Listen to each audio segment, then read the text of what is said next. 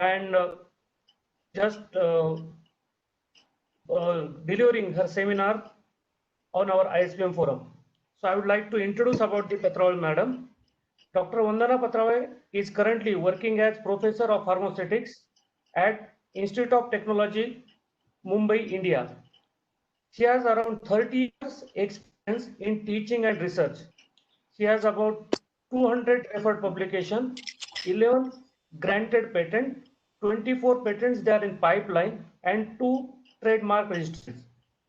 She has published 2 books and 25 book chapters with international publishers.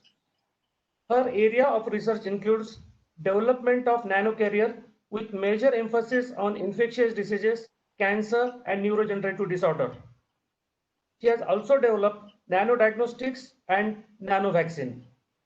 She is awarded with various prestigious awards. Among that, recently she received award that is Kukreja Orientation Award in year 2020 and Dr. Manjusri Pal Best Pharmaceutical Scientist Award in year 2019. She is also recipient of OPPI Women Scientist Award in year 2015. She is editor and member of editorial board of several scientific journals of national and international repute. Madam has developed more than 20 technologies for industries and in the form of drug elution stents and being marketed it at more than 60 countries.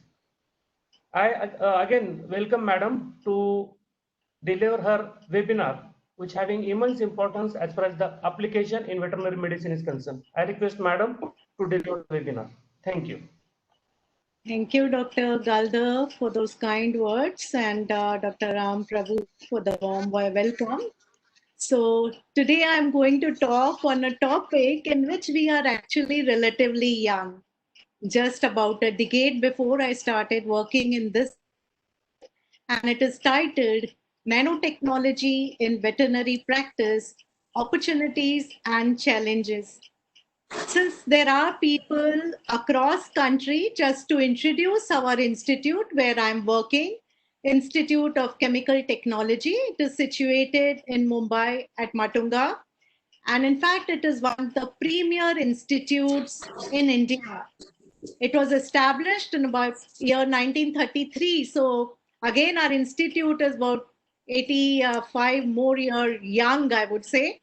In fact, main aim with which this institute started was to be a source of technologies for industry. So with that, it started, and therefore, all our attempts are to make technologies which are cost effective and scalable so that they can be passed on to industry in a ready manner. So we generate technologies till proof of concept and then pass it on to the industry.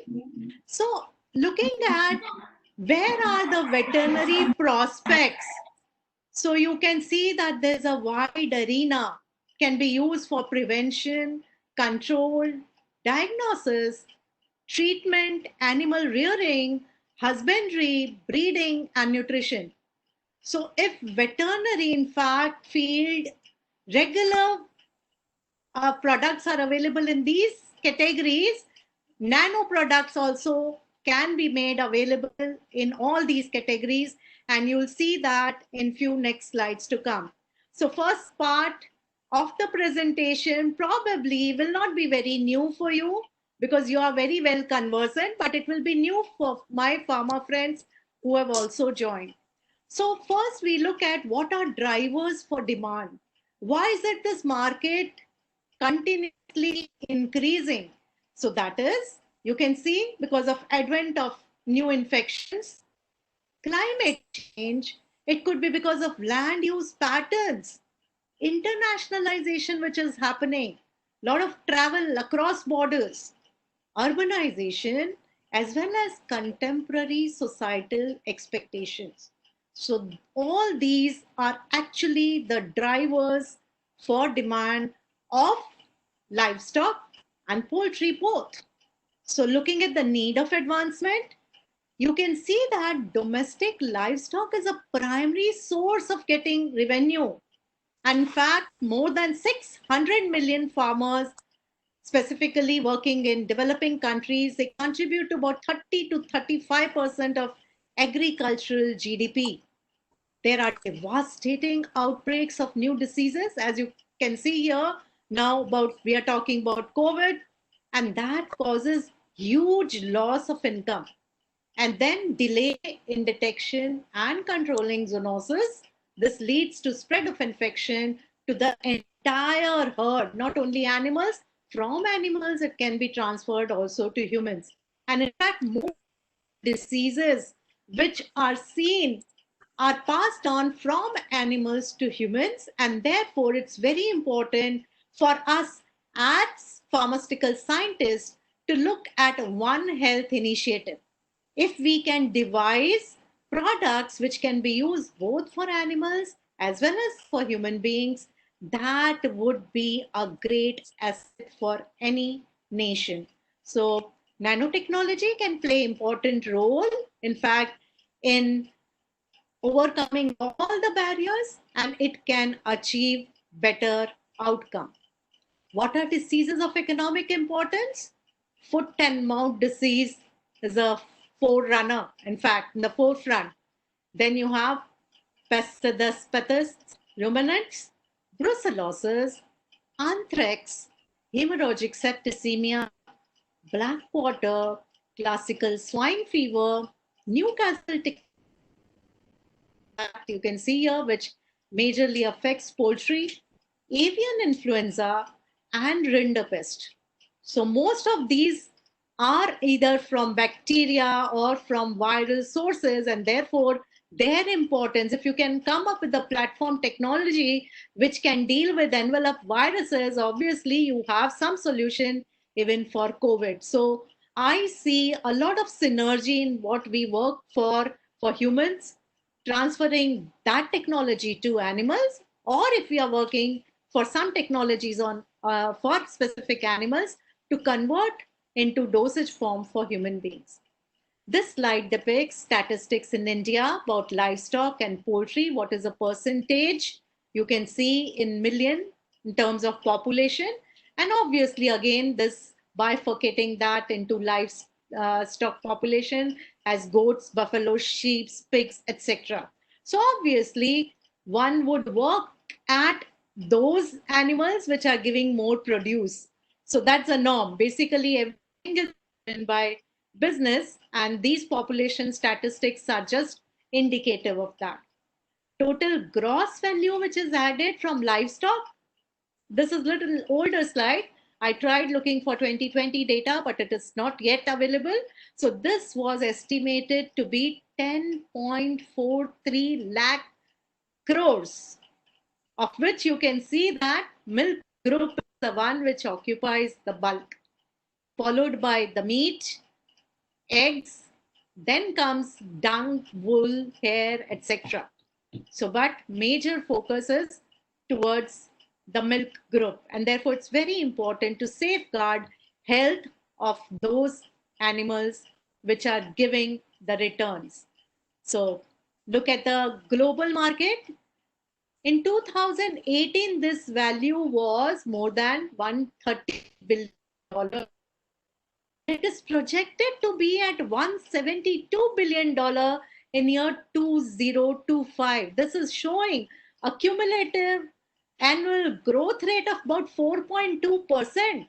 That itself says that effort should be directed in this direction and develop products which can definitely be very, very useful as regards to animal healthcare. Now, these are the major players, and I think to this audience, we need not introduce it. And today's, in fact, this webinar also is sponsored by Zydus. So I thought it would be great to look at this slide and see who are the major players. So once you are developing some products, to whom you should be approaching. So this slide is again for my pharma friends. Coming to the core topic of today, what is the need of nanotechnology? What is nanotechnology? How you can get nanotechnology based systems? Where all you can use nanotechnology based systems? So obviously, this is manipulation of materials on nanoscale, and this has evolutionary effect in pharmaceutical formulation design. This is used both for treatment as well as diagnosis. And advent of nano vaccines, nano adjuvants, cancer therapy, as well as gene therapy have opened the door for new era in medicine. Various applications among these have started to find their way in veterinary sector also, and you will see few examples when I discuss today. Besides these fields, nanotechnology is also increasingly invading animal disinfectants, animal breeding, and nutrition products. And that opens up a lot of opportunity for formulation scientists to work in this direction. What is nano? Obviously, we are not talking about the car nano, which came into market, but we are talking about nano delivery systems. So just to give you a very fair idea, you can see a buckyball, which is made up of carbon, which is in the nanoscale, and you can see also a football. Please note that world is approximately 100 million times larger than a football, which in turn is 100 million times larger than buckyball. So this in a very simplistic way will give you an idea about how small is nano. Obviously, to put it as physicists will put it, if you have to look at nano dimension, the section from 10 raised to minus 7 meters to 10 raised to minus 9 meters is the one which comes into the nanometric range.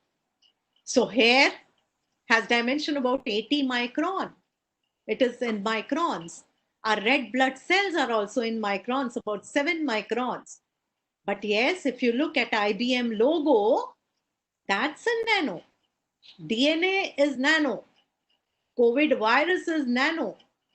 So how small is very, very clear from this slide. Look at dimension 10 raised to minus 7 to 10 raised to minus 9 of a meter. Why the size matters?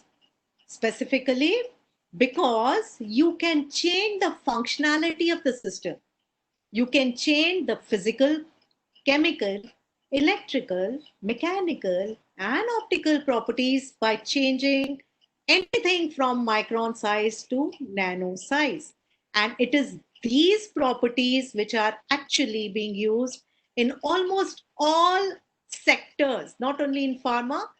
IT would use it to the maximum.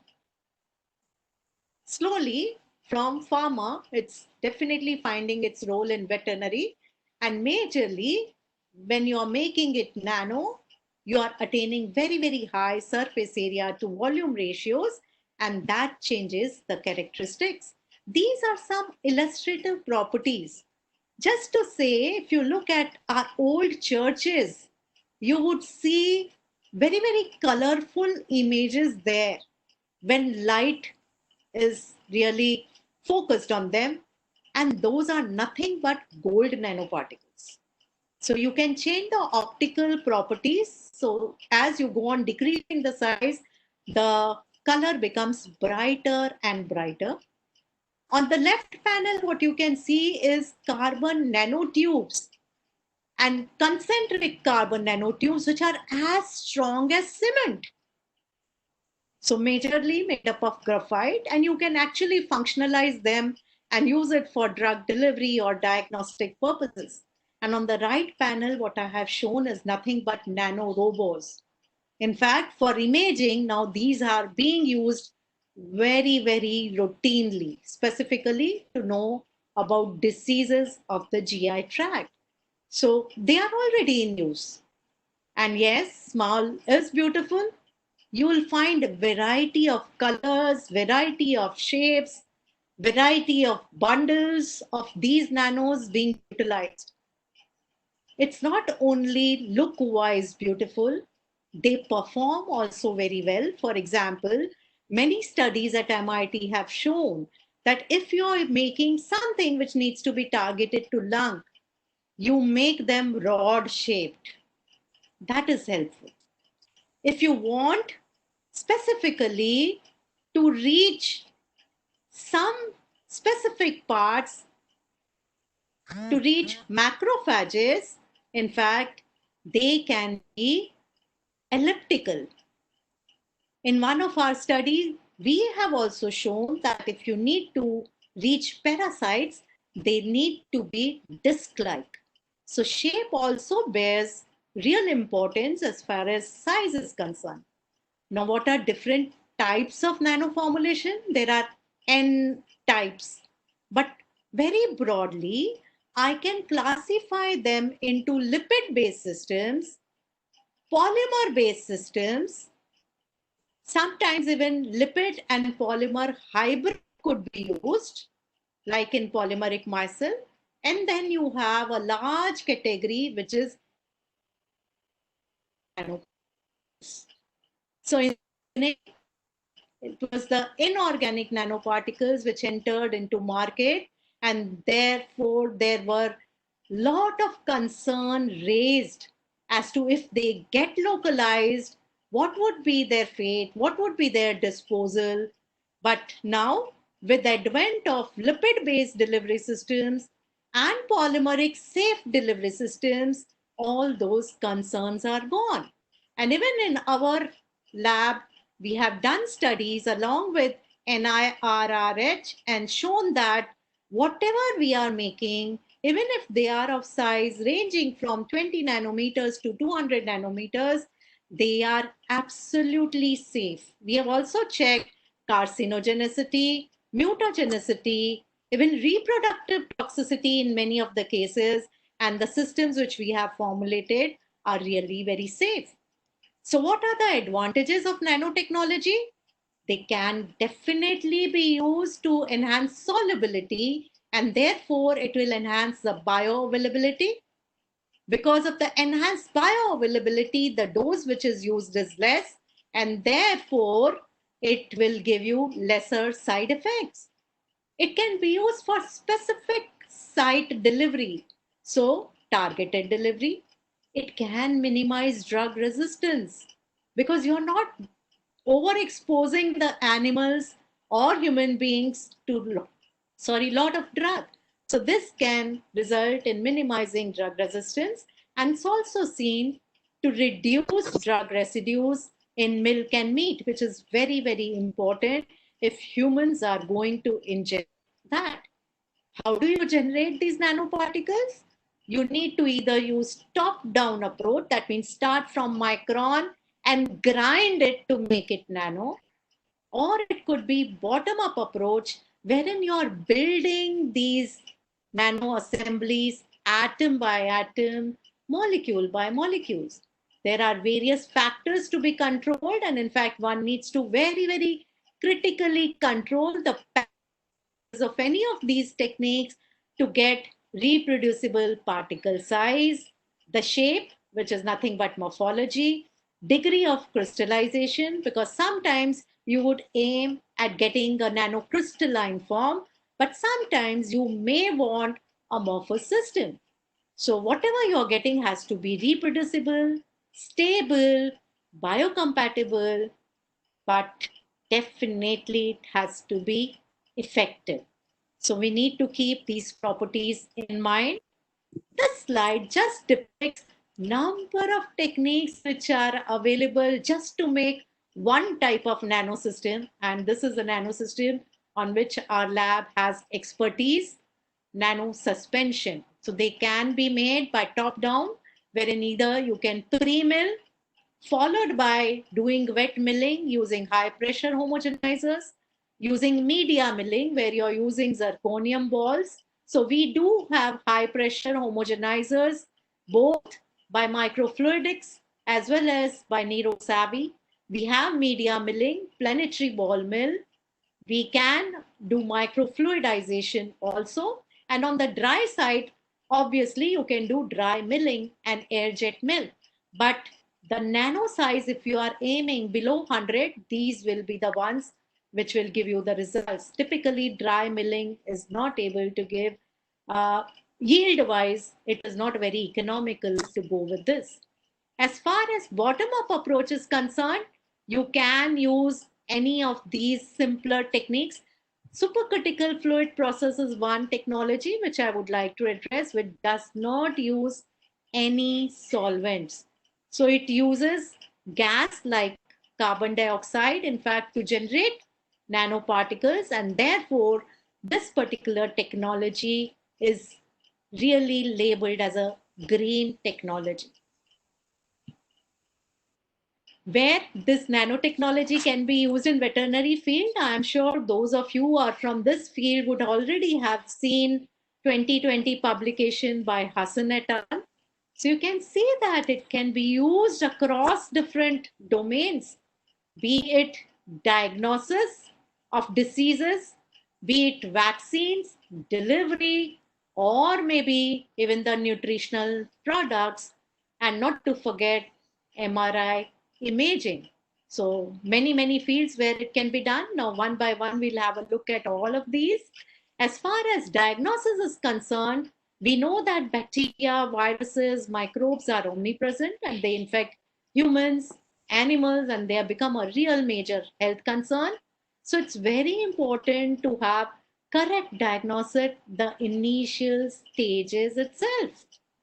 Nanotechnology based approach needs to be explored for these.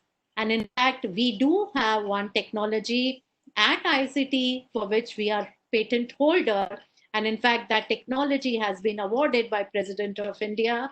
And it is a nano sensor based technology wherein we have made silica nanoparticles, and that technology is ready for brucellosis. In the case study part, we'll see more details about that technology. Coming to veterinary diagnostic market, it could be characterized as regards to procedure type. So you can divide it as immunodiagnostic, molecular diagnostics, hematology analyzers, or diagnostic imaging, or as end user wise, where it is going to be used, whether it could be for livestock, animals like pets, or it would be used in research organizations, because a lot of research does happen, but if it does not reach marketplace, it's of no use. So we need to look at all these. Look at the diagnostic market. It was at $4.4 billion in 2018 and is projected to be at $9.5 billion by 2026. Huge market, of which major share is being occupied by immunohistochemistry. So if you understand antigen antibody very well, anyone can actually design a diagnostic test. There's a growing demand also for point of care,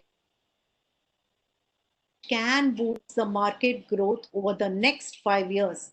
In fact, what I've given are just figures. Typically, we've seen that in this field, the final figures are much higher. What do I mean by point of care? Again, you will see in one of the examples which I'll be discussing, typically for diagnostic purposes, people with draw blood, separate serum plasma, and then do RT-PCR. This farmers are not able to do on their own. So can we give them some technique wherein they can use saliva from animals, urine from animals, or any such external body fluid, and keeping the sensitivity as well as specificity of the test same? That is what is being meant by point of care. Same is true with disease conditions and treatment also. Coming to nanobiosensors, which are used for pathogen detection, you can divide them as in vitro and in vivo. In vivo, majorly imaging. In vitro diagnostics, immunoassays, nucleic acid base assays, and of course, those which use nanoparticles.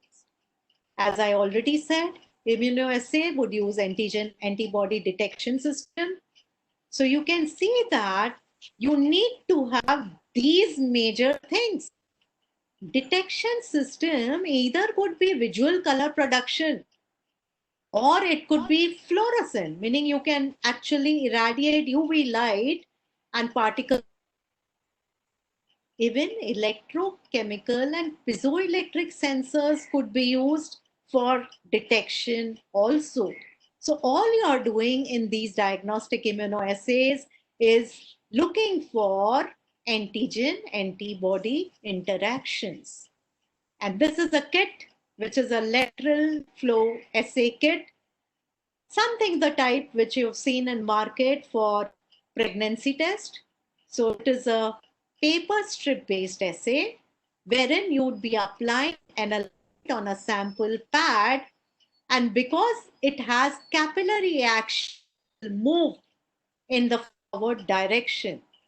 So obviously on the conjugate pad, you would be either putting the antibodies or antigen, as is the case, antibodies also in some cases. And then you do have a test line as well as a control line. So if your sample is positive for some particular pathogen, both these lines will glow. Whereas if it is negative, it's only the control line which will glow. So that is a simple methodology on which your immunochemistry is based.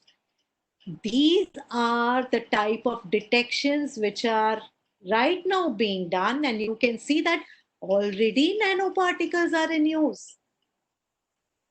You may say that for veterinary use it is still not available, but believe me, all these are available for human use, and from human it can be adapted to veterinary use. And you can see some of the viruses which actually affect animals, like orchid virus, H1N1, H5N1, Salmonella pulchrum. Already there are nanoparticles which are being used.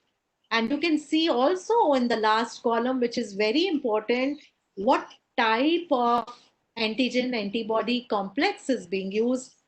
For HIV, obviously it will be the glycoprotein, so GP160, but in most of other cases, either it will be monoclonal or polyclonal antibodies which would be used. Nucleic acid based biosensors, here you are actually forming the base pair, followed by labeling, wherein probe DNA is labeled with a suitable dye. It would then be immobilized on a biosensor chip, and then biosensor, when it comes in contact with complementary DNA, is going to generate optical signals. In fact, a lot of work is being done now, even at IITs, and they are changing this full thing into mobile app based systems. So the procedure, essentially the layout is same, as you can see. So there is a backing membrane which runs throughout. Then there is a absorbent pad. You do have a conjugate pad which is typically in fact nano nitrocellulose membrane being used. In fact, we are doing now research on what other membranes could be used, because nitrocellulose, as you might be knowing, is explosive. So can we substitute nitrocellulose? Why store large amounts? Why the industry which is making diagnostic kits should be using this? So there's a lot of work happening on the conjugate pad and followed by a sample pad. So layout is same as lateral flow technique. Only thing is, instead of antigen antibody there, here the schematic shows that gold nanoparticle, AU stands for gold. So gold nanoparticles have been used along with DNA, and all of us are knowing streptavidin, avidin reaction. So it's the same type of reaction which is going to happen. Okay, what could be advantages with gold? Because they will glow, as I've given you right in the beginning slides. The light is irradiated on them, they glow. In fact, you can also visually make out the color. So that's the advantage when people are going with gold nanoparticles. So once the sample target DNA is going to get attached to this particular conjugate, it is going to glow. What people have used? Metallic. They have used graphene nanostructures. They have also used iron oxide, silica, the way we have used. In fact, for detection of lymphomas, this is very readily being used. For avium tuberculosis, iron oxide has been used. And now all this is actually transitioning towards quantum dots.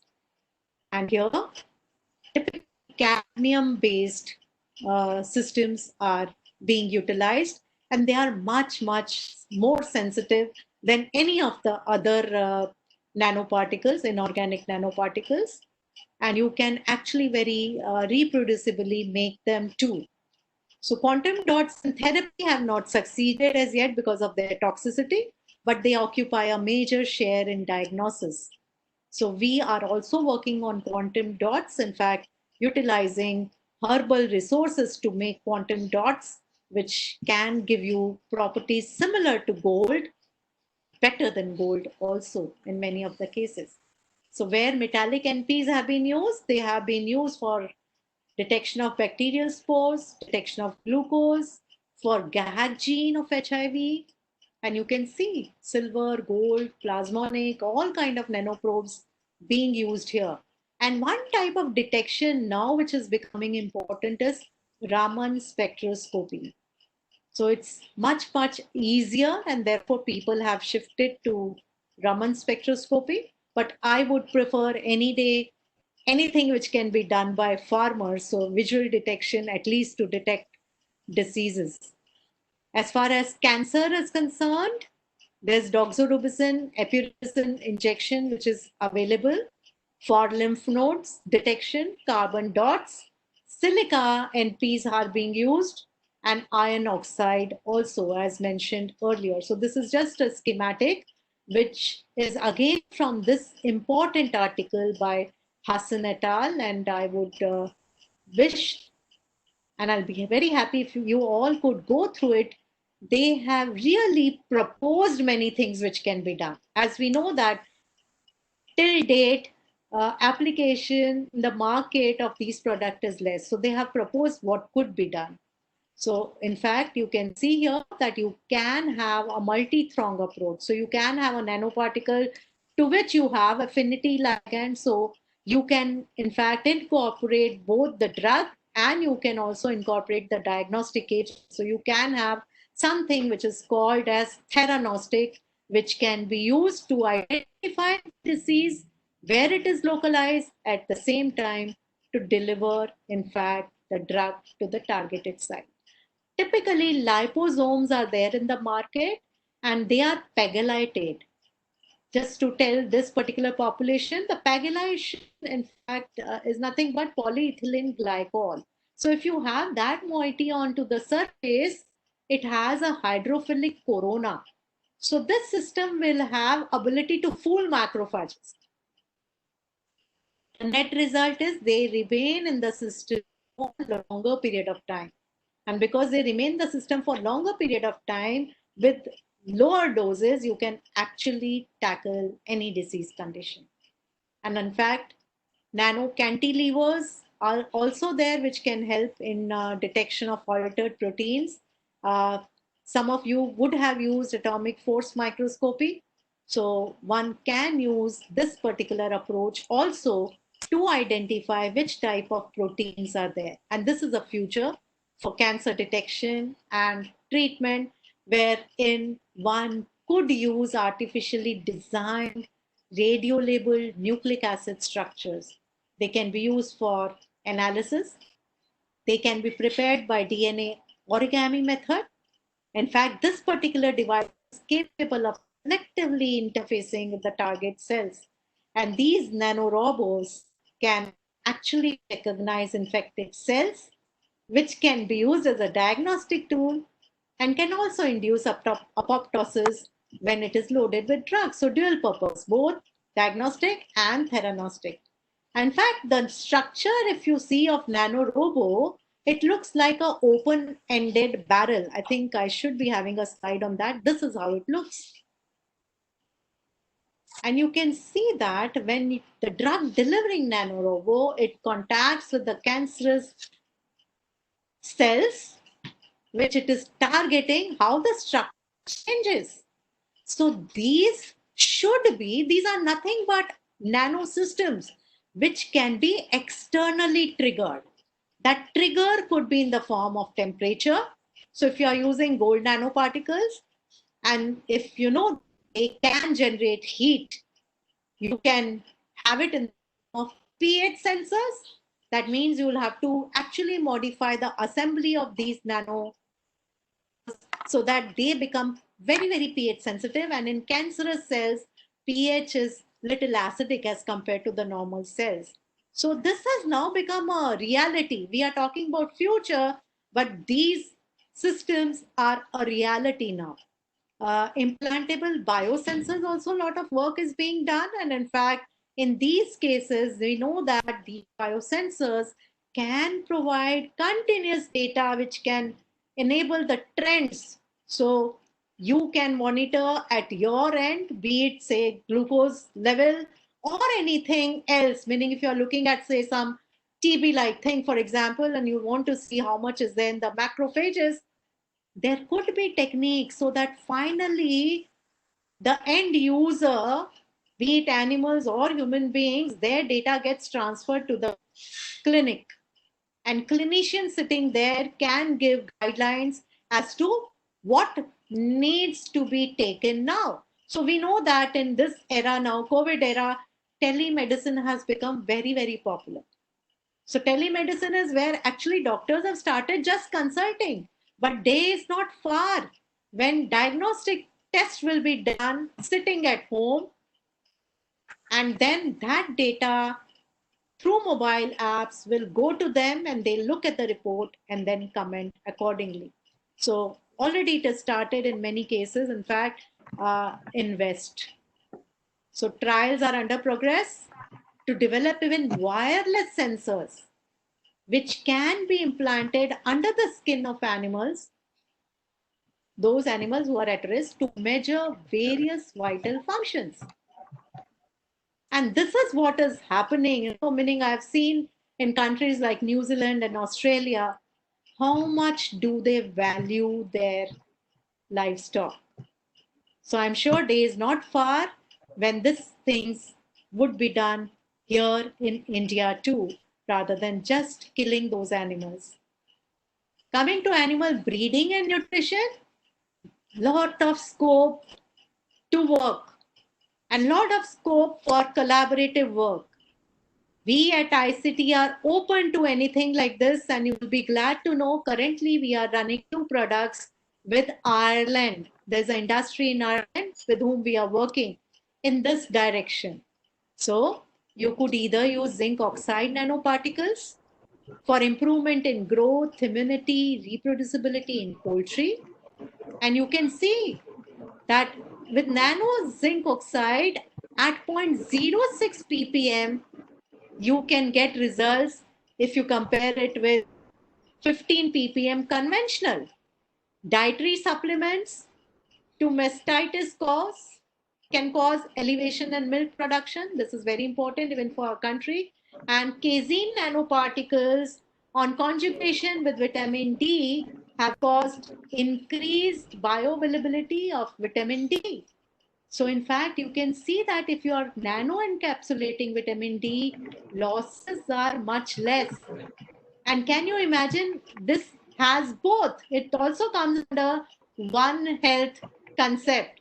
Can be used both for humans and also for animals. And of course, you have chromium nanoparticles, which can be used to increase muscle mass in pigs and birds, and therefore improve the quality of pork for meat eaters, in fact, in pigs. And these studies are published. There is plenty of data, meaning I've just taken few representative slides. As far as reproduction is concerned, animal reproduction is concerned, again, nano biosensors become very important.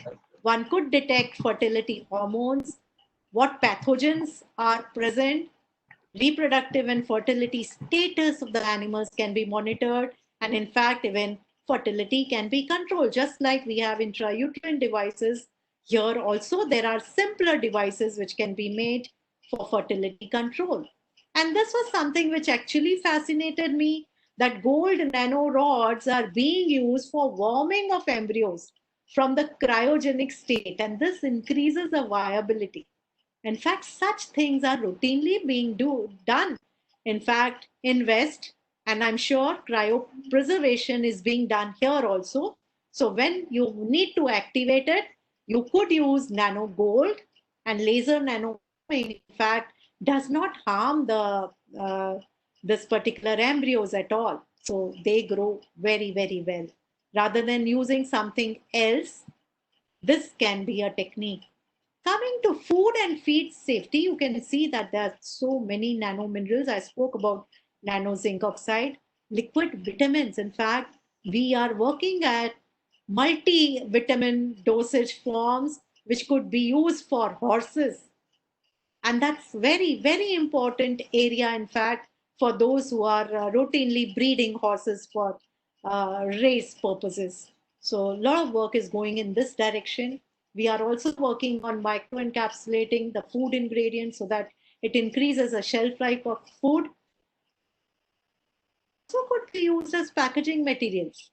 So in fact, rather than using plastic as a material, one could use these materials. And these materials also can be externally stimulated. Just like I talked about nano gold, giving heat.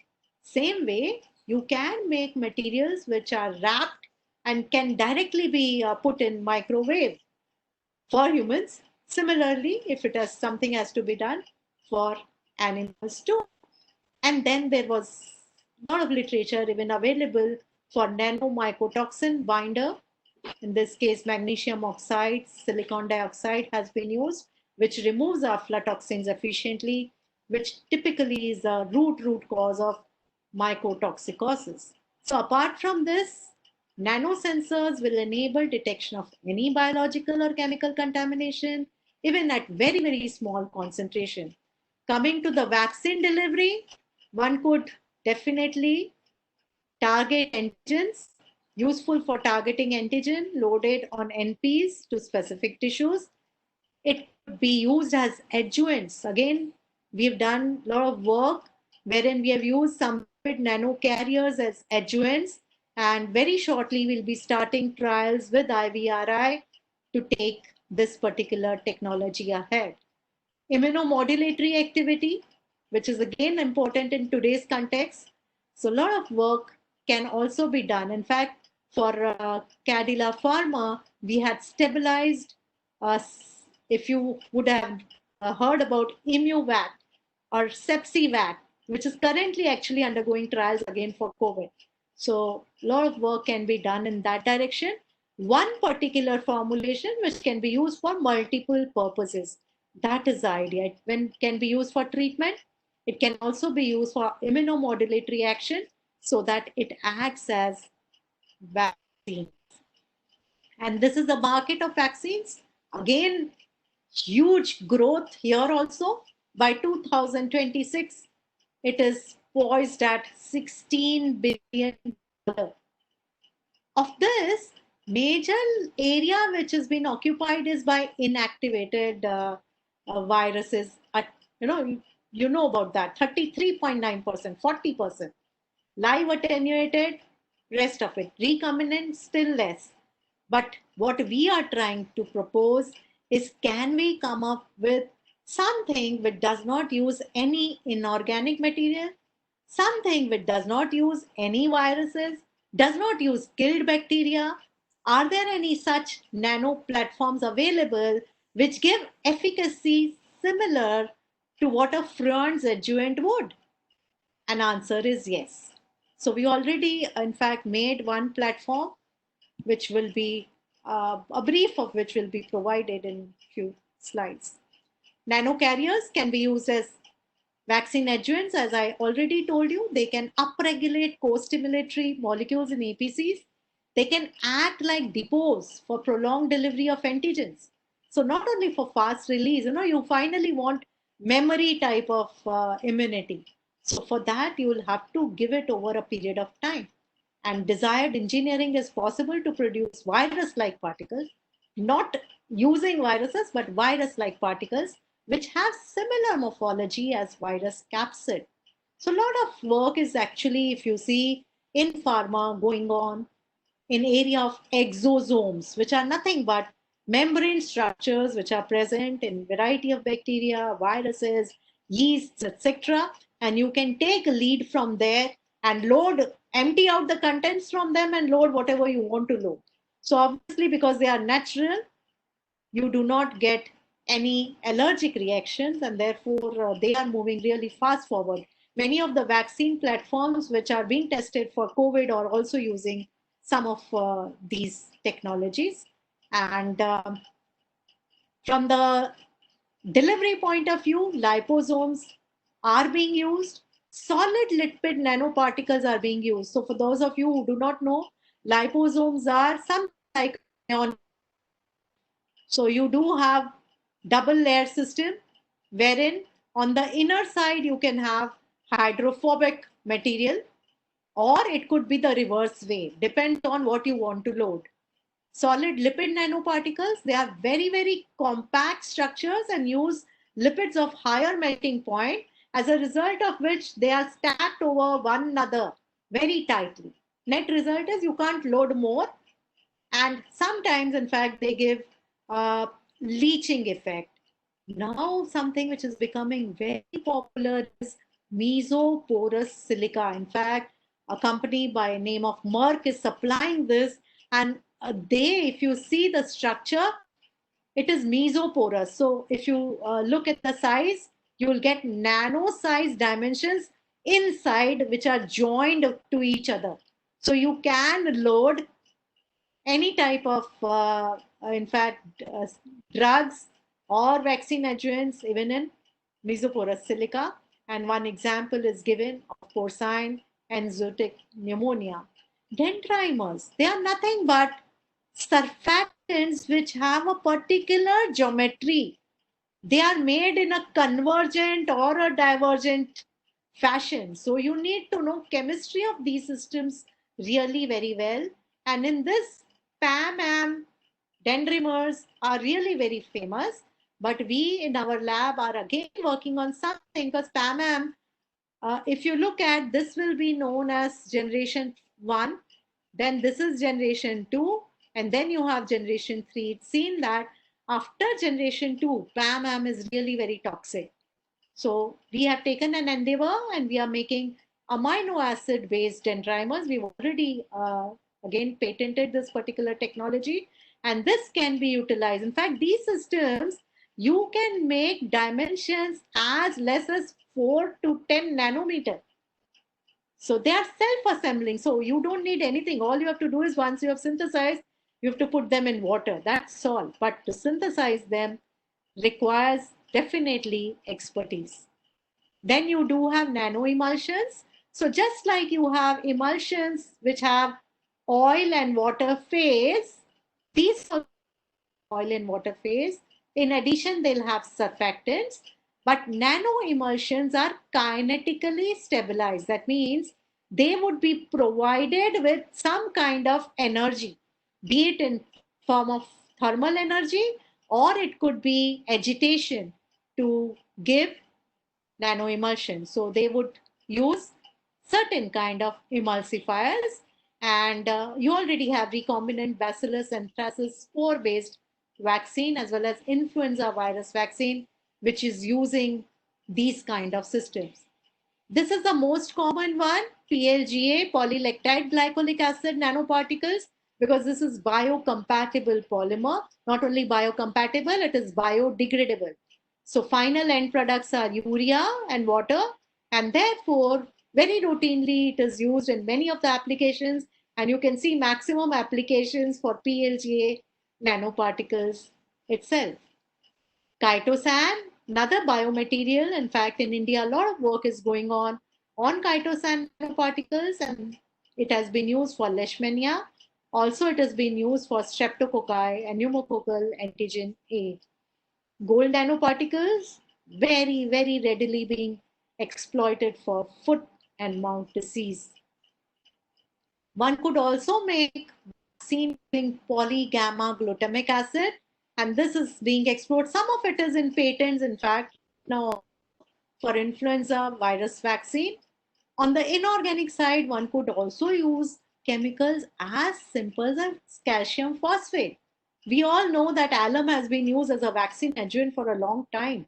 So why can't nanoparticles be made and vaccines be generated? Virus 2 vaccine is using calcium phosphate nanoparticles. And as I mentioned earlier, one could have virus-like particles. So they are being used for African horse sickness virus vaccine. And details of this are not very readily available. But as I told you, something like what we are doing in the lab. If you keep the size which is as small as those viruses, properties which it gives, the immunogenic potential which it gives, as same as those viruses, they'll be termed as virus-like particles. So it could be anything, could be polymeric, could be lipidic, it could be a hybrid, it could also be inorganic, or it could be, as I mentioned, certain kind of exosomes. These are some of the examples of commercially available vaccines. It runs, in fact, given by variety of routes. You will see oral, intranasal, intraocular. Coming to drug delivery part, already now you know what are the disadvantages of the conventional dosage form. As I mentioned earlier, low solubility, therefore low bioavailability. Because it is low bioavailable, dose given will be extra. When dose given is extra, you'd always see unwanted side effects. So nanoparticles can be engineered to overcome all these issues, and therefore they would improve the therapeutic index as well as the safety profile. This particular slide shows chitosan being used for some of the novel biopesticides. You can see even carbon nanotubes being shown to give selective action against even salmonella, and graphene oxide 2, which is being used for pseudorabies as well as porcine diarrhea. A lot of particles being studied for a lot of antimicrobial actions, be it from bacterial source or fungal source. I think we can skip this. Think nanoparticles, nanoemulsions, nanodiamond substrates nowadays being tried, and even magnetic nanoparticles being tried. All this to tackle mycotoxins. Nanomaterials available also for parasitic infections. And you can see that people have also utilized many times volatile oils which are encapsulated as nanosystems to take care of such type of diseases which are spread. Chitosan, platinum, gold, magnetic nanoparticles, liposomes, dendrimers, mesoporous silica. This, in fact, in a nutshell, along with PLG and nanoparticles, you'd come across an N number of papers being utilized. Other things, for endometriosis, you have silver nanoparticles, which have shown efficacy. For allergy, people have made aerosol, which is given to allergic horses. Bone disorders, graphite has been functionalized. So, I mean, I feel that sky is also not the limit nowadays if you have a very good idea. Pet care, you do have surface deodorizers and disinfectants. Again, their sale has actually got boosted in this period. So you can see Silverex, Clorox, Vetraserp, this shampoo, Lovejoy's colloidal silver. So silver is really very famous. In fact, this is something on which one of my student has actually started his own enterprise. So he is just selling silver nanoparticles, making and selling, not only in India, but also abroad. Coming to some of the work which we have done in our lab. So as we mentioned, I have worked on a disease called brucellosis and tried to give a holistic solution both from diagnostic point of view as well as for therapy point of view. This disease, as you know, is a zoonotic disease. Through handling of animals like cows, pigs, goats, it can actually infect even humans. And then so we are ingesting milk and milk products, and therefore humans can get affected. Typically, we've seen many veterinary doctors and many farmers getting actually affected by brucellosis. So, burden with disease places specifically on low-income countries is really huge. But once animal has this caught and it has not been diagnosed, the animal has to be killed. And if it is a milk-giving animal, obviously you would not want to reduce the produce. So it's something which needed to be tackled. So we identified that there is an unmet need. Prevalence-wise, if you see, in Asia and Africa alone, it is 68% in cattle, 11% in humans. One needs to give solutions for this. And what we have come out with, I'll go directly to that slide, is anything organizer trying to tell me? Carry on, madam, carry on, please. Okay. Just give me 5 minutes, I'll be through. So Okay, madam. we No, have done is, in fact, we have constructed, in fact, you can see there is a silica-based system, as I told you earlier, and we have used lipopolysaccharide as an antigen, created a nano sensor, and incorporated a fluorophore. So obviously, it's a very, very simple system. This will have strong association because silica we have taken because it's very, very cheap as compared to gold. Very strong association with antigen. It gives us consistent results and there's a very, very robust assembly. In fact, as I told you, the student who has got President Award is starting his own prize now because we have done a lot of studies, in fact, in many, many animals.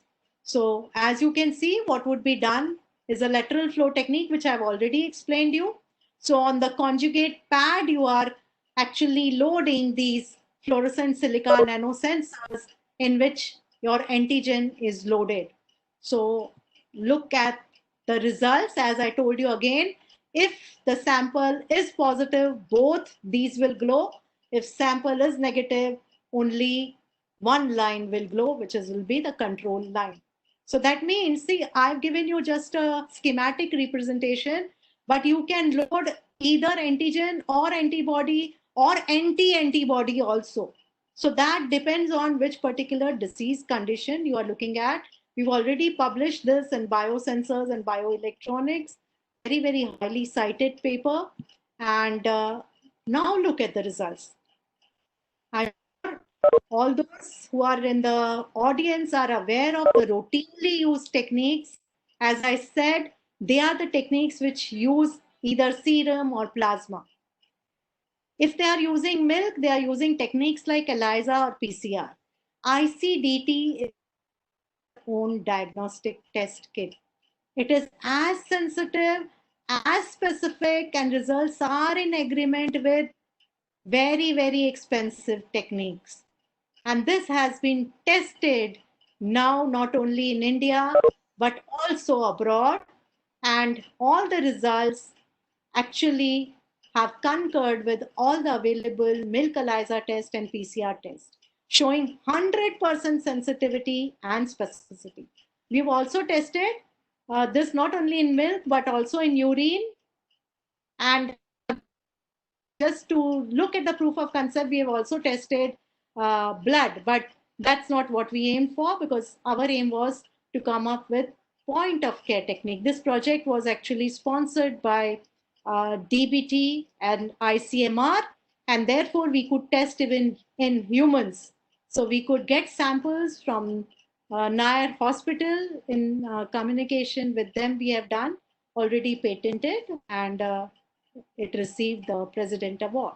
The second work which we've done for the same thing, for which we got a very coveted Bill Melinda Gates grant, is come up with a nano vaccine. Again, our objective here was to make a nano vaccine using simple excipients which are available in India. Give it by a route which is much easier to reach to animals. Because typically, if you are going to give anything by injection, the storage stability is a concern, the transport is a concern. So we developed a nasal vaccine. This was the first intranasal vaccine. And you can see we did physicochemical evaluation. The size of these particles was really very small. The properties indicated, physicochemical characterization indicated, viscosity was amenable to be given by nasal route. Antigen release, it was prolonged over a period of 12 days, which was what we were aiming. We also looked at nasal mucoadhesion, because here we have used a polymer, again this is patented, we've used a polymer which has mucoadhesive property due to a lot of hydrogen bonding taking place. So it did have, you can see the polymer itself has that property, and therefore the nano vaccine which we have prepared has very, very good mucoadhesion. And then we tested it for immunogenicity. And what you can see as NV10 and NV50 are the nano vaccines. Both we looked at IgA as well as IgG. After getting these results, which confirm that this was as a result of mucosal boosting, which indicates humoral immunity, we went in and looked again at day 7 and day 42, and you can look at which clearly indicate that we have got really highly significant response with nano vaccine group. Then we did nano celiotoxicity study, because they will be administered by nasal mucosa. We had to see that the cilia remain intact. So this is with the blank, and this is with our nano vaccine. And you can see what happens with a positive control. It completely damages the cilia. So nano vaccine retains the cilia movement. That was very important for us, because we never knew whether we'll have to give booster doses or not. So in case we need repeated administration. Now these are the results of total 30-day application daily, which will never be done in case of nano vaccine. But this is the animal protocol which we followed as per suggestions of our people here at ICT. And the bacterial challenge study was outsourced. It went to US because we didn't have the class. So we had to outsource that activity, and results very, very clearly indicated that the nano vaccine definitely can reduce colony forming units. So this indicates that it has efficacy against infection, which is induced by B abortus. So in a nutshell, we have got protective immunity. Mice were primed. In fact, one booster dose was given by nasal route. They produced both cell-mediated and humoral immunity. Results actually emphasize significant role of priming in eliciting the quality and localization of immune responses. And study has also provided really statistically significant evidence that green vaccine can be prepared, because we haven't used any solvents anywhere. And it can be safely administered. Storage stability was very good. So it did not need any refrigeration. So that was another plus point. And then we have overall established that nasal mucosal route is a potential prime boost route for the coherent design of vaccine. In fact, on basis of this study, we submitted a proposal to DBT, BIRAC for COVID using the same platform, because we have initial results, and that project has been granted. So As I mentioned, this work could be possible only because we got Bill and Melinda Gates grant. They really supported very well. All good has been talked about, but what are concerns with nanotechnology? They can get accumulated in organs, but this typically happens when you are using inorganic. And that's the reason I always strongly advise people to go for lipids, because we are eating food. So just like food, they'll get digested in our system. They can interact with physiological biomolecules. So this needs to be seen. Long-term effects definitely need to be seen, and one has to do extensive toxicity assessment. Now, guidelines for these assessments also are available from, in fact, DCGI, which were not available earlier for nanosystems. So to conclude, I would say that nanotechnology has really opened new avenues for all branches of veterinary medicine, which includes diagnosis, therapy, vaccination, reproduction, feeding, and hygiene. And translation of this nanotechnology into veterinary medicine will definitely aid in introduction of many, many essential services coming for benefit of animals. And obviously, nanosensors, nanovaccine, vaccine adjuvants, all of these are going to revolutionize the field of veterinary medicine. And in our team, we always work with Swami Vivekanand's this particular saying, which is our motto, and that means only focus.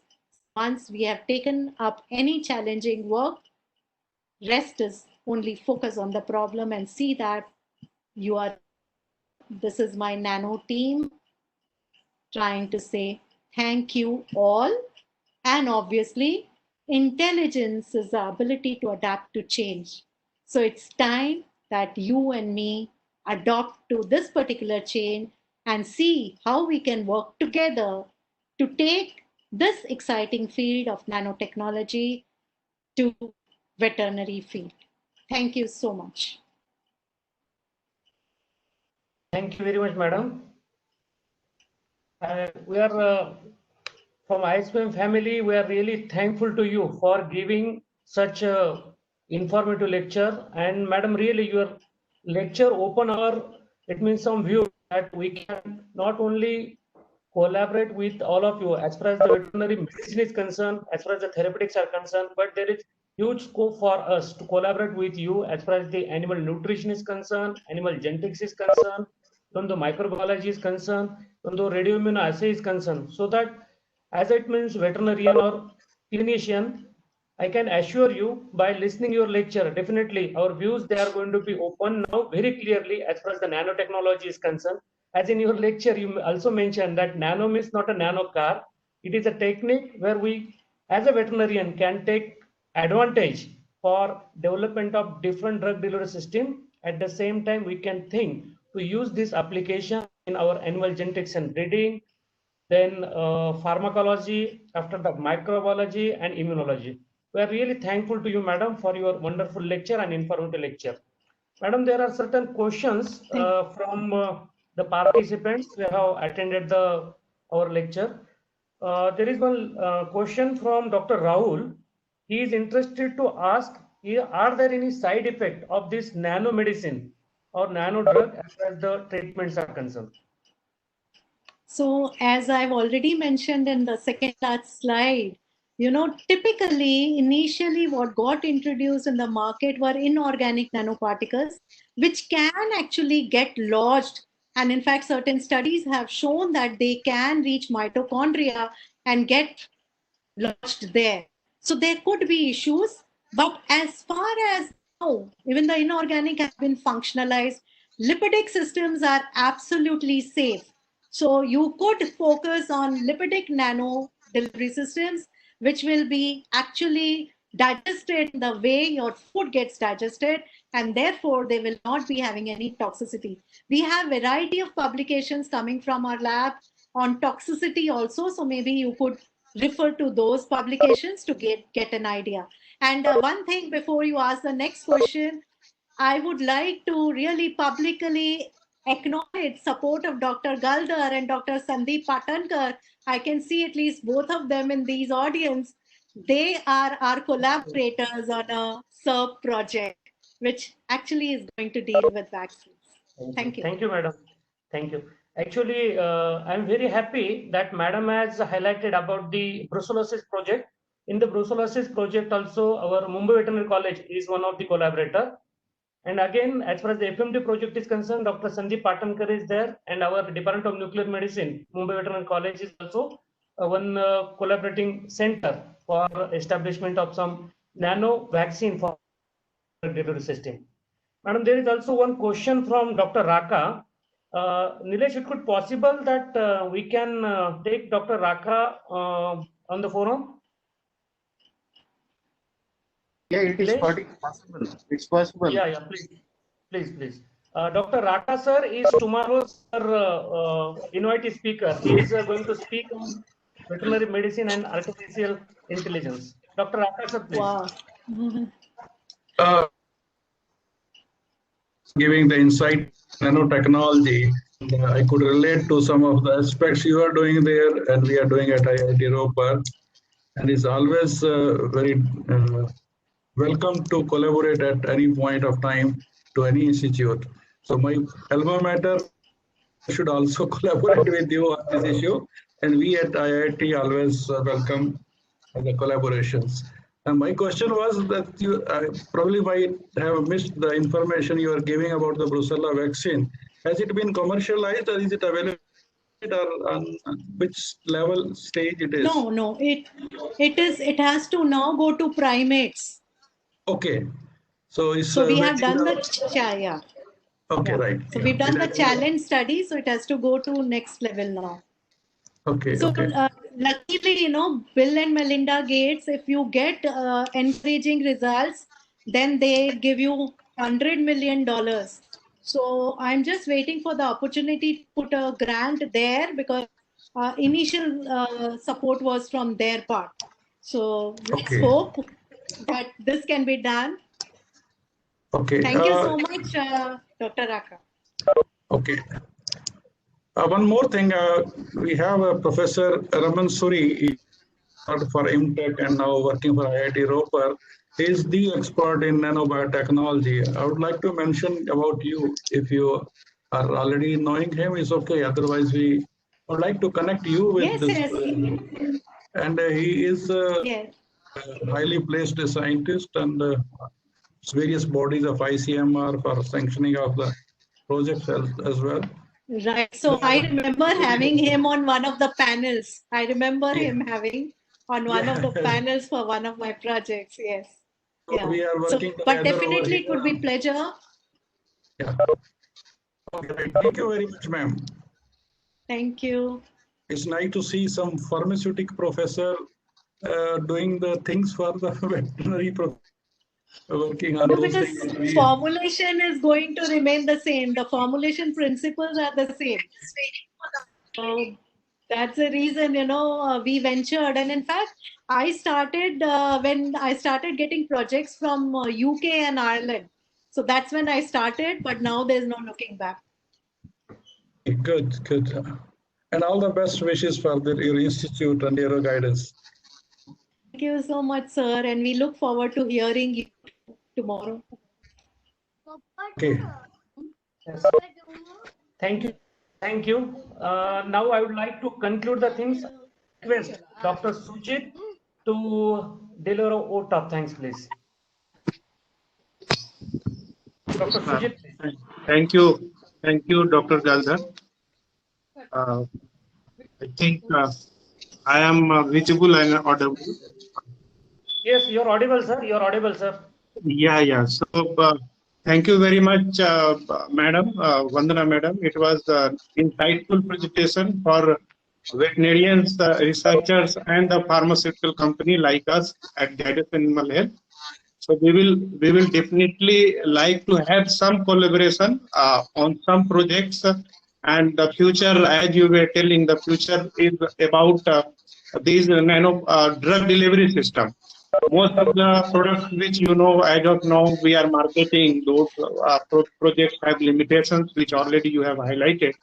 So we would like to work in collaboration with you at some stage. And we thank the organizers, the entire ISBM team, Dr. Nodiyal, Dr. Ramprabhu, Dr. Chandrakant. Thank you very much. You have been taking lead to organize and host this program. Dr. Nilesh Sindhu, your efforts have been untiring to organize some type of webinar, which is useful for entire veterinary fraternity. So thank you one and all, and with special thanks to you, madam, for coming to veterinary fraternity and addressing us. Thank you Thank very you much, so all of much. you. It would be my to work together. Thank you so much. Thank you. Thank you, Dr. ma'am. Dr. Sujit, this is not only Dr. Norial or Dr. Ram Prabhu or other team members that are doing this. This is the whole Indian Society for Veterinary Medicine. We are organizing as a ISBM family with full spirit. So credit Right. goes to all of our live member, executive committee member of Indian Society for Veterinary Medicine. So this is a forum of Entire, yeah. ISBM.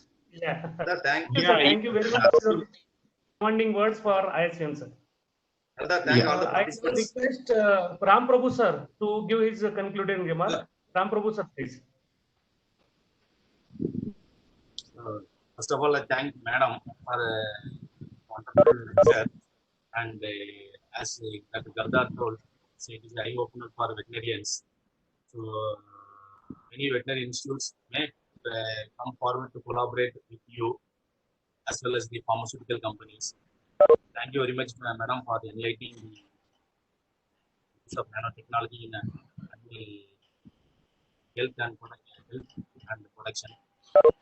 And I would also thank all the participants of the program. This program will help increasing their knowledge in nanotechnology, and definitely all the youngsters, please come up with some small work on using nanoparticles in their PG or PhD research program. So I thank Dr. Raka also for coming over to the webinar, as well as the Director of Research, Matsu. So thank you very much. Thank you, one and all. Thank you. With this, thank you very much. Again, I request all the participants to join for tomorrow's webinar on veterinary medicine and artificial intelligence. Thank you very much. With this, we are thank you to Madam and all the participants for making this webinar as a grand success. Thank you very much. Thank you. Thank you. Madam. Thank you, everyone. Thank you, Madam. Thank you.